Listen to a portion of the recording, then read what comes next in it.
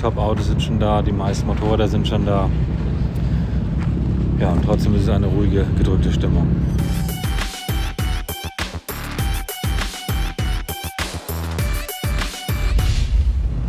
Wir sind ja gerade im Biwak angekommen vom 7. Renntag der Dakar. Und heute hat die Dakar-Familie ein Mitglied verloren, und zwar den Motorradfahrer Paulo Gonçalves.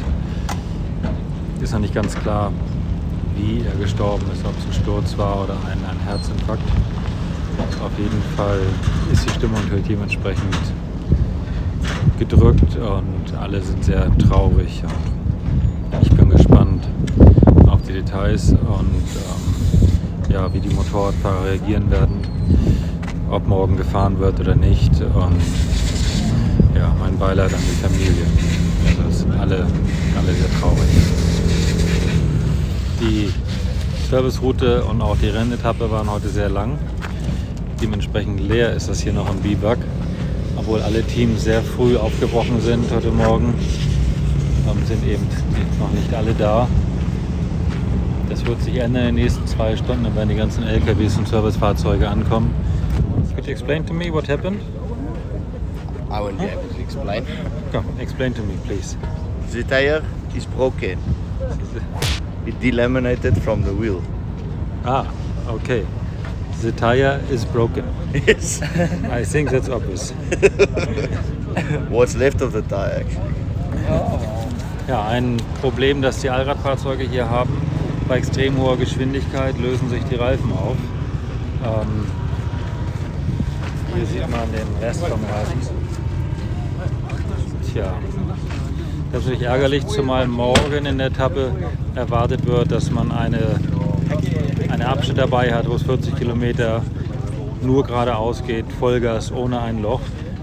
Ich bin gespannt, welchen Speed da die Autos fahren können. Ein Formel-1-Fahrer in der Wüste fällt immer auf. Sagenhaft. Geniel de Villiers, in der Toyota-Gruppe heute der Verlierer des Tages, hat am meisten verloren auf die führenden Fahrzeuge. Wir schauen mal zu den Mopeds rüber. Hier sind natürlich die Mechaniker wieder arbeiten. Hier vorne das Motorrad von Toby Price, ist als letztes reingekommen von den Top-Jungs. Er ist wohl beim Unfall von Paulo geblieben oder gewesen. Also viel Zeit verloren. Sehr schickes Motorrad, die Gasgas Rallye. Hat erstaunlich viel Ähnlichkeit mit der KTM. Ja, das darf der Arbeitsschutz in Deutschland auch nicht sehen. Das Auto steht auf 4 Stands. Der Mechanik drunter und guckt, ob alles sich auch richtig dreht. Ja, das sind schon coole Jungs. Geile Crew.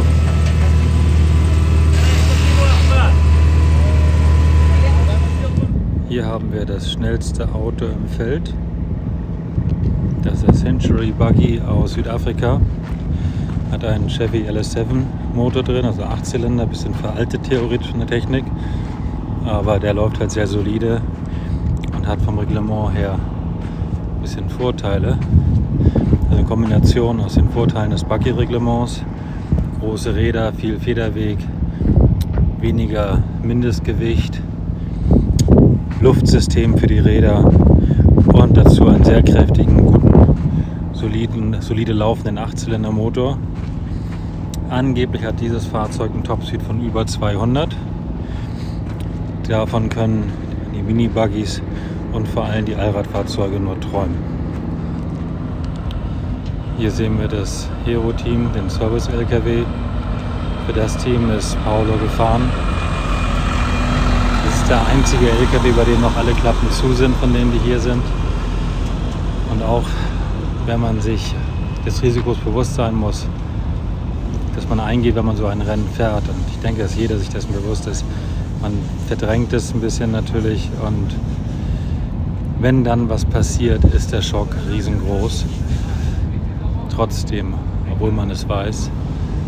Und tja, ich bin gespannt, was man macht bei Hero, ob man weiterfährt, ob man aufhört. Das ist einfach nur sehr traurig. Ja, kurze Tageszusammenfassung. 7. Renntag der Dakar 2020.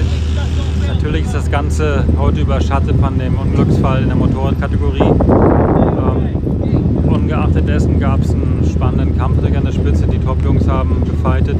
Sie haben den Unfall, die meisten haben den Unfall ja nicht mitbekommen, weil er weiterhin passiert ist. 2, 3 der Top-Jungs, darunter Toby Price und Andrew Short, haben den Unfall erlebt, beziehungsweise waren die erst am Unglückspunkt und haben es danach auch nicht mehr geschafft, vernünftig weiterzufahren. Ich bin gespannt, was da die Konsequenz sein wird. Vernünftig wäre es, morgen Tag auszusetzen. Mal gucken, wie sie entscheiden. Bei den Autos war es heute wie erwartet. Es wurde gepusht ohne Ende. Carlos Sainz eine gute Startposition, zweites Auto hinter seinem Teamkollegen Stefan Peter-Hansel. Und Carlos hat das auch genutzt, hat Stefan eingeholt zum Ziel in der Zeit gut gemacht.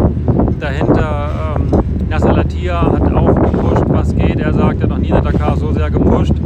Andere sagen, so viel pushen konnte man gar nicht, es ging nur geradeaus, nur Vollgas. Auf jeden Fall wurde die Etappe wieder vom Buggy gewonnen. Nasser Zweiter, starke Leistung. Ihr seht Fünfter heute. Die Allrader haben ein bisschen Probleme mit dem Topspeed, was daran liegt, dass sie weniger Leistung haben aufgrund des kleineren Luftmengenbegrenzers und ein höheres Fahrzeuggewicht. Die Buggys haben also eine höhere Endgeschwindigkeit und dominieren daher die schnellen Etappen.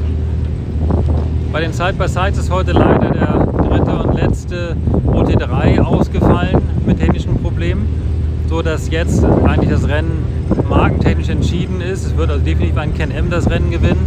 Die Jungs liegen komfortabel vorne, aber wer das Rennen noch machen wird, das ist noch nicht ganz klar. Im Moment ist Casey Curry, der Ami, sehr stark dabei, liegt gut im Rennen.